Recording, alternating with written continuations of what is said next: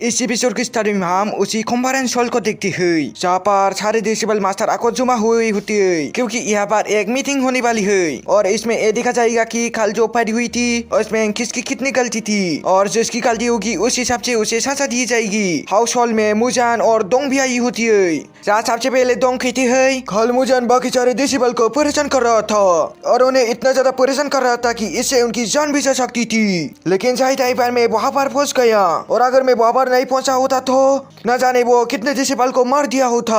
और इसमें मेरा भी सौतेला पिता भी शामिल था जिस पर भी उसने हमला किया था, बस ये देखने के लिए कि आखिर वो कितना ज्यादा पावरफुल है। इसलिए मैं चाहता हूँ कि जो भी रूल है उस रूल के हिसाब से मुजान को सजा दी जा सके ताकि वो दोबारा कभी भी ऐसी गलती करने के बारे में सोच भी ना। लेकिन तब वो फीमेल मास्टर की थी है तुम्हारी बात सुनकर हम कैसे मुजान को सजा दे सकती हो, मुझे मुजान की भी राय सुननी है, उसकी बारे कोई फैसला किया जाएगा कि सजा किसको होनी चाहिए। सुनकर तो दोंग को गुस्सा आ रहा होता है। अब मुजान आगे आता है और सभी को बताता है कि मैं काफी टाइम से कल्टीवेशन कर रहा था जिस वजह से मैंने एक स्पिरिट को सामन भी कर लिया है, लेकिन बाकी स्पिरिट को सामन करने के लिए मुझे और ज्यादा कल्टीवेशन हर्ब्स की जरूरत थी जिसे लेने के लिए मैंने मेडिसिन हॉल पे गया था, लेकिन मुझे वहाँ से नहीं मिला। और जब मैं वहाँ से बाहर आ रहा था तभी दोंग के बेटे और उसकी दोस्त ने मिलकर हमें घेर लिया और मेरे फादर के बारे में भी बड़ा वाला कहने लगा, इसलिए मैंने उससे फायर की।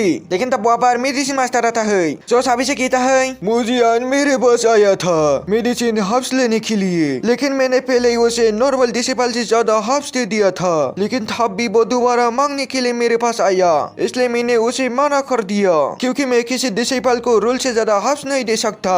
रूल की खिलाफ होगा मैं सिर्फ रूल के हिसाब से ही चलता हूँ और जिस भी डिसेबल को कितना ज्यादा हर्ब्स दिया जाता है उससे मैंने उतना ही दिया और ज्यादा हर्ब्स लेने पर मुझे धमका कर चला गया कि चाहे कुछ भी हो जैसे भी करके मैं किसी भी करके कल्टीवेशन हर्ब्स लेकर ही रहूंगा। तबे सुनकर दोंग कहता है देखो इस मुजान को ऐसे किसी की इज्जत करना नहीं आता है ताकि इसे सजा क्यों ना दे जाए। लेकिन तब किनू आगे आता है जो सभी को बताता है मुजान दिन रात कल्टीवेट करता है ताकि वो सारे के सारे स्पिरिट को कल्टीवेट कर सके। अगर कोई ज्यादा कल्टीवेट करता है तो उसे एक्स्ट्रा मेडिसिन की जरूरत पड़ेगी, तो अगर मुजान यहाँ पर इस तरह से एक्स्ट्रा हाफ दिया जा सके तो इसमें कोई रूल ब्रेक नहीं होगा, क्योंकि अगर कोई डिसेबल ज्यादा कल्टीवेट करता है उसकी मदद की जाए और उसे मोटिवेट भी किया जाएगा ताकि वो और ज्यादा मोटिवेट करके एक अच्छा कल्टीवेटर बन सके। तो आखिर जब मुजान ने थोड़ा एक्स्ट्रा मेडिसिन साहब मांगा तो उसे क्यों नहीं दिया गया, जबकि वो उसे बर्बाद तो नहीं करता बल्कि उसे और भी ज्यादा कल्टीवेट करके इस शेख का नाम रोशन करता।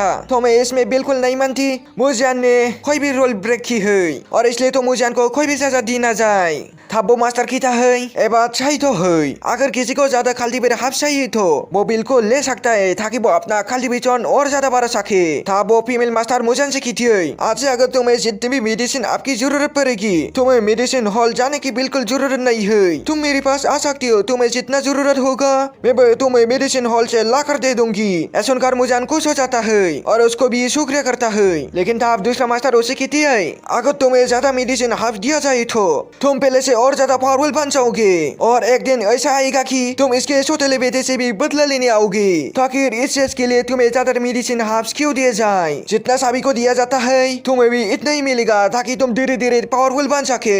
लेकिन तब मुजान उसे कहता है मैंने दोंग के बेटे के साथ ऐसे बिलावजा में ही कुछ नहीं किया बल्कि वो मेरे फादर के बारे में गलत चीज कह रहा था, इसलिए मैंने उसे फायर की और उसे सबक सिखाया। लेकिन तब दोंग कहता है ऐसा बिल्कुल नहीं हो सकता, मेरा बेटा बिल्कुल वेल भी है, वो किसी की भी बारे में ऐसा कह ही नहीं सकता।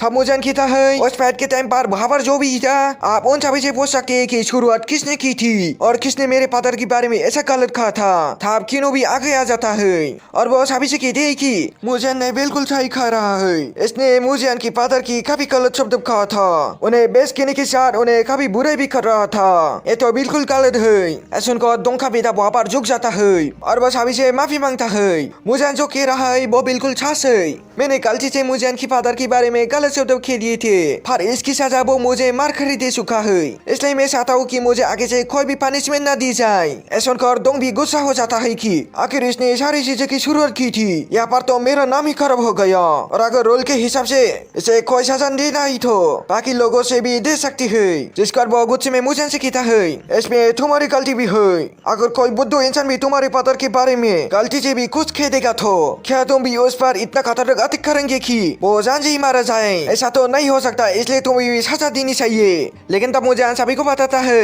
आखिर किसके अंदर हिम्मत होगी मेरे फादर के बारे में गलत कहने की, क्योंकि उन्हीं की वजह से ही ये पूरा खंडन माउंटेन और एशेक भी अभी भी सही सलामत है। अगर वो नहीं होती तो एशेक भी नहीं होता।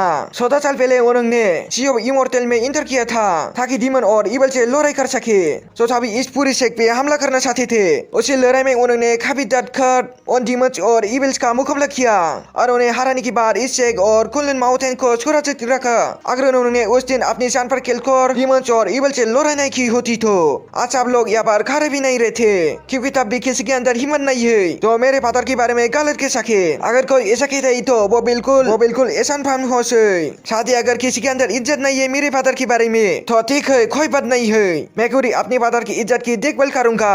अगर कोई भी उसके बारे में कुछ कहेगा तो मैं उससे नहीं सुनूंगा। बाले से बोसा है मेरे उम्र से छोटा या फिर बड़ा, मैं उसे साजा देकर कर रहूंगा। तब मार भी आगे आते हुए साबित की थी मुझे बिल्कुल ठीक कह रहा है। कुछ सालों पहले मेरे फादर ने भी गए थे उन डेविल्स और डीमन से लड़ने के लिए, तो वो काफी ज्यादा इंजर्ड हो चुकी थे, इसलिए सभी को उनकी मदद करने के लिए जाना था। लेकिन सारों के सारे लोग डर चुकी थी क्योंकि वो सी ऑफ इमॉर्टल के अंदर जाना अपनी मौत को दावत देने से घबरा रहा था। लेकिन मोजान की फादर बिल्कुल भी नहीं डरे और वो किसी की भी मदद के बगैर ही अकेले मेरे फादर को बचाने चला गए। अगर उस दिन उन्होंने मेरे फादर को नहीं बचाया होता तो आज मैं खुद यहाँ पर भी नहीं होती।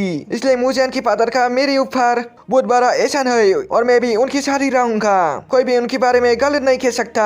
थाबो मास्टर भी सभी को मोजान के फादर के बारे में बताना शुरू कर देता है कि काफी टाइम पहले डेविल्स और डीमन ने इस पूरी खंडन माउंटेन पे अटैक करने वाले थे।